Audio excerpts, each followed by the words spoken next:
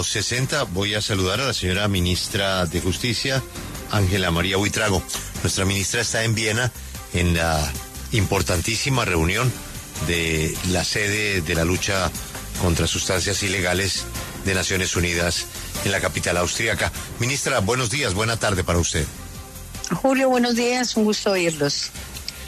Pues, ¿cómo nos fue, ministra? Porque estamos calentando motores hacia la certificación y lo que usted y Colombia presenten allí, pues ayuda a edificar la narrativa de cómo estamos luchando contra las drogas con una desventaja evidente, y es que tenemos, imagínese usted, por lo menos 300.000 hectáreas sembradas en Colombia de hoja de coca.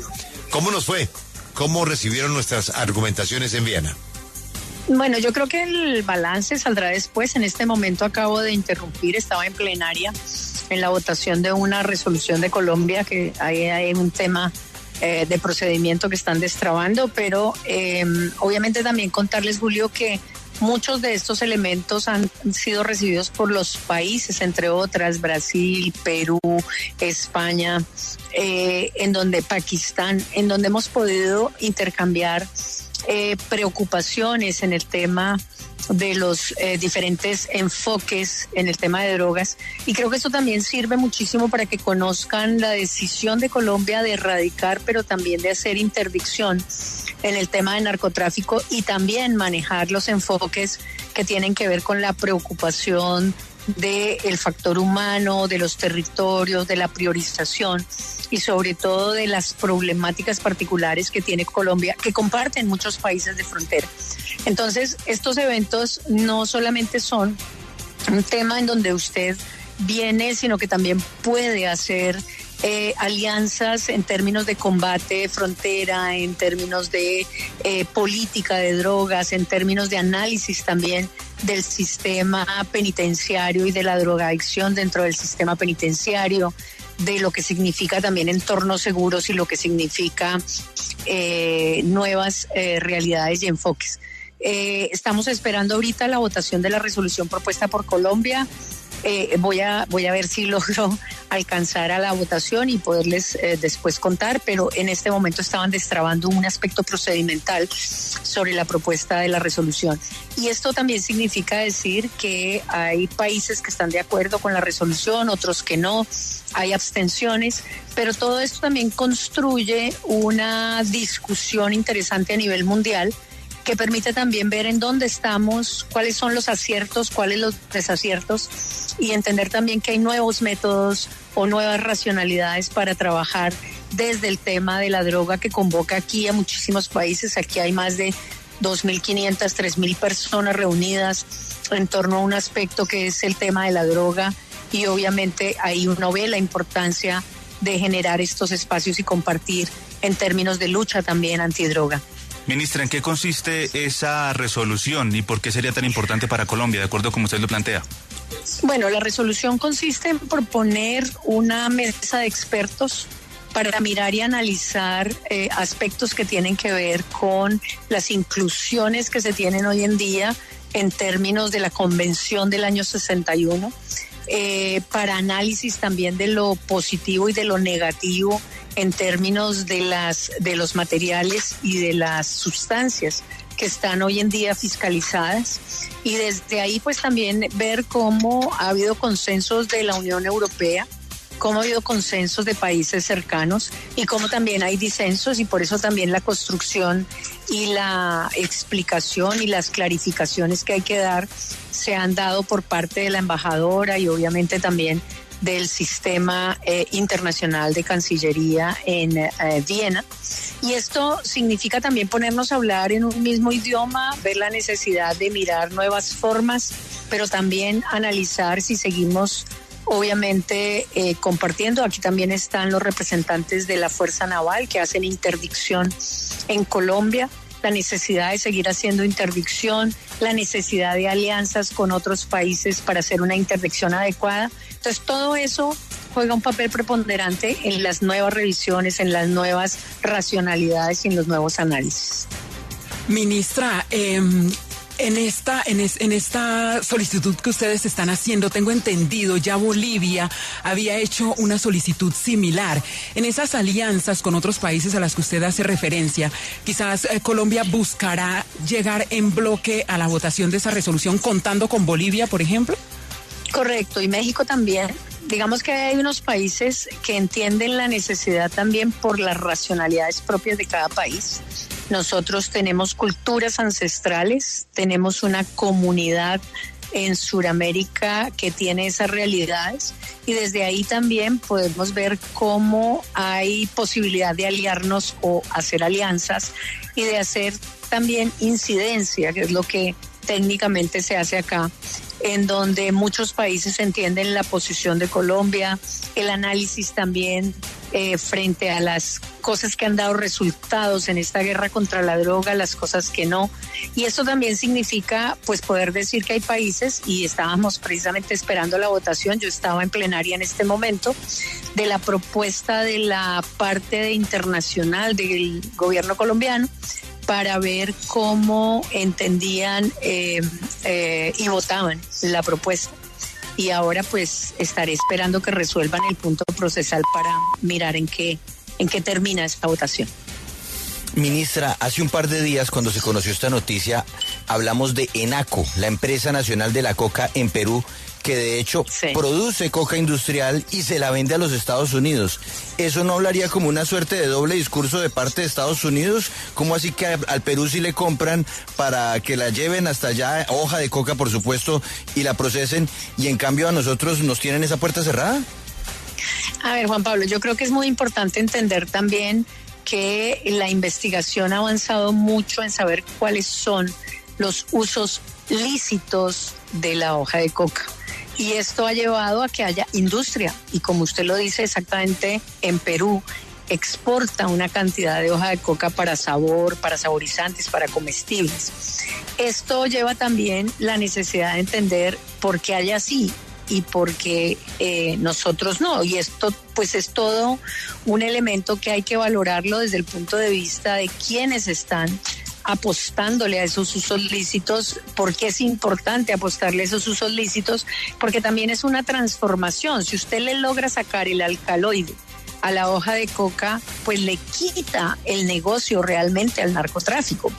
Pero obviamente estamos también hablando de la necesidad de entender que hay que acabar con el narcotráfico, combatir el narcotráfico y reevaluar y pensar en si podemos utilizar de manera lícita todos estos aspectos. Tanto la Policía Nacional como el Ministerio de Ciencias en Colombia y otras entidades le están haciendo una apuesta a la investigación.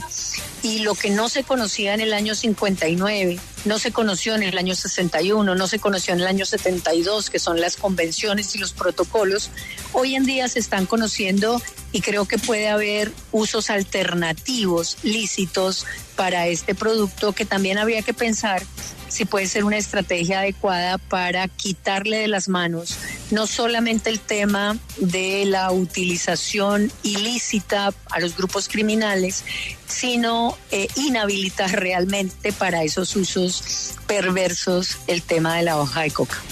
Ministra, pero la exclusión de la hoja de coca como sustancia dañina, ¿hasta qué punto no será una decisión contradictoria mientras el gobierno, por otro lado, está impulsando nuevamente la sustitución de cultivos de uso ilícito y la erradicación de los mismos? No es contradictorio. Yo quiero ser clara, la convención está trabajando en el artículo 3 sobre lo que se llama fiscalización. La fiscalización es el control. Y desde ese punto de vista está la lista 1, la lista 2, la lista 3. La convención misma plantea en el artículo 3 que cuando hay nueva evidencia, nueva información, se puede acudir al seno de la ONU y al Consejo para que se evalúe la posibilidad de modificar, digamos, la inclusión en listados o generar algunos cambios que son también favorables frente a esa situación. Esto está en la convención. Y dos, desde ese punto de vista, creo que nadie ha hablado de sacar esto del contexto de control y de fiscalización en el tema de, incluso sigue siendo penal. No hay ninguna contradicción. Una cosa es la hoja de coca y otra cosa es el narcotráfico que procesa esa hoja de coca. La hoja de coca per se, solita, no hace lo que sí hace la producción, por ejemplo, de base de coca o de clorhidrato, que tiene otros elementos y que procesan efectivamente esa hoja de coca para sacar lo ilícito que es la cocaína. Entonces, sobre esa base creo que hay que hacer una gran diferenciación. Esto lleva también una gran capacidad de entender cuáles son los elementos y las sustancias que están técnicamente fiscalizadas por la Convención. Nosotros seguimos teniendo la Ley 30 del 86 que prohíbe todos estos productos, pero también hagamos una reflexión en torno a la necesidad de mirar si puede haber elementos que puedan acabar más rápido con el narcotráfico, y uno de esos, sin lugar a dudas, es convertir la hoja de coca en productos lícitos y arrancársela también al narcotráfico. No hemos dejado de hacer erradicación, no hemos dejado erradicación voluntaria, y ya se ordenó una erradicación en particular voluntaria con sustitución de cultivos. Se sigue atacando el narcotráfico de manera frontal, se sigue haciendo incautación, interdicción.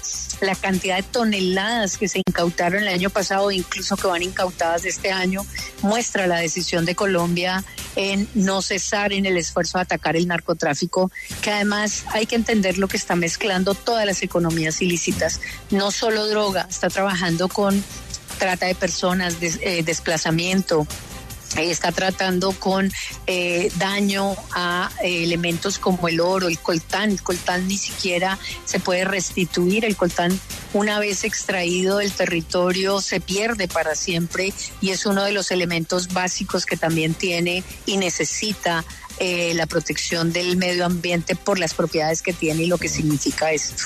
Claro. Ministra, disculpe, le cambio el tema, pero es que como usted es la presidenta del Consejo Superior de la Carrera Notarial, quisiera hacerle una consulta, y es que ayer, claro que aquí sí, en la W, demostramos que la señora Daniela Andrade, que fue nombrada notaria 36 y ya habíamos hablado de este tema, pues faltó a la verdad en una entrevista que le dio a nuestros colegas de la unidad investigativa del diario El Tiempo. Pues habló de unos documentos que nosotros conseguimos y que claramente dicen todo lo contrario a lo que ella señaló.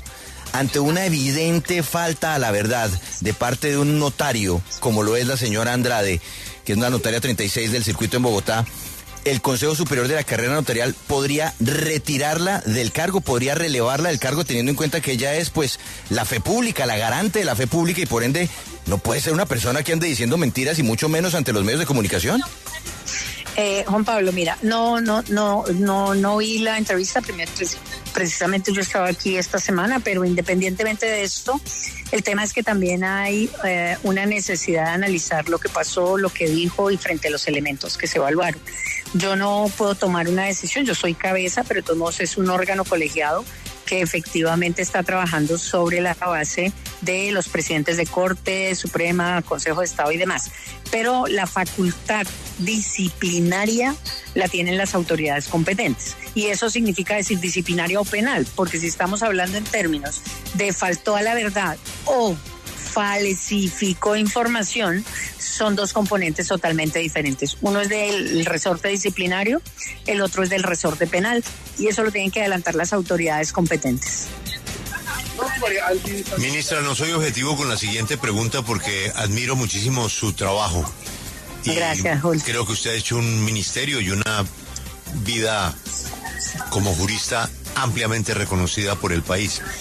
Pero yo sí he estado sorprendido con las informaciones que se han filtrado de algo que sonaría muy extraño, y es que usted a estas alturas no sepa qué está pasando. Hoy, viernes 14 de marzo, ¿a usted alguien le ha dicho algo de su permanencia en el cargo?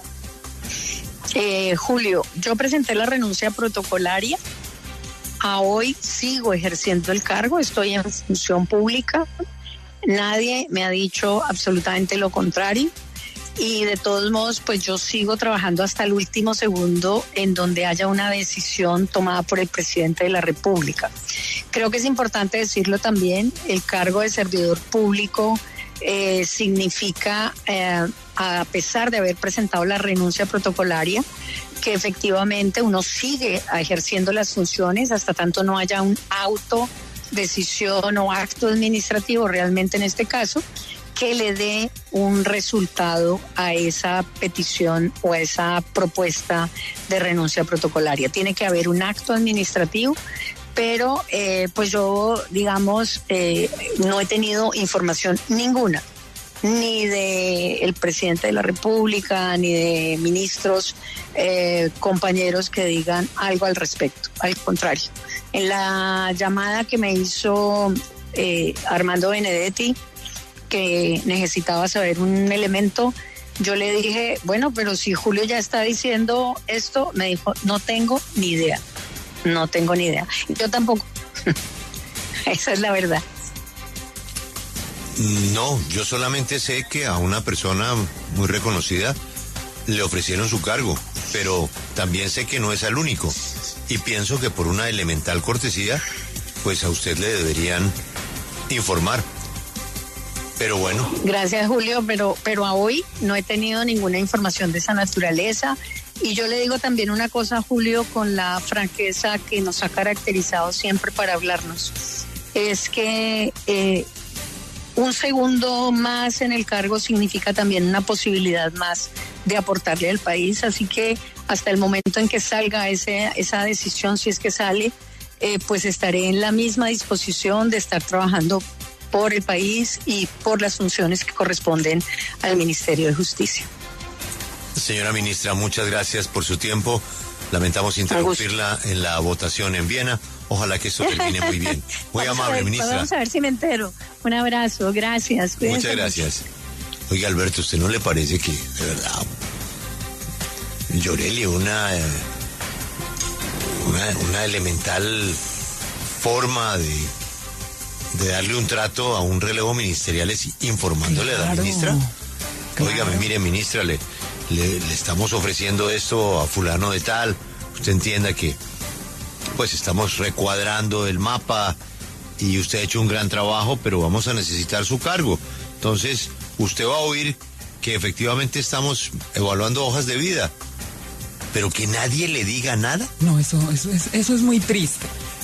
Es triste y como ella dice, está dando el 100% en su cargo, está apostándola toda para sacar adelante las propuestas allí desde el Ministerio de Justicia. Julio, imagínese, está en Viena con esta propuesta que es bandera del gobierno de Gustavo Petro, que es el tema de los cultivos ilícitos. Entonces, pues sí, deberían por lo menos informarle que se está jugando su cargo y mirar a ver ella qué se pone a hacer antes. Además, semejante ministra, ¿no? Sí. Bueno, pues ojalá que alguien le cuente y que no se entere por la radio, ¿no? Que eso también es penoso.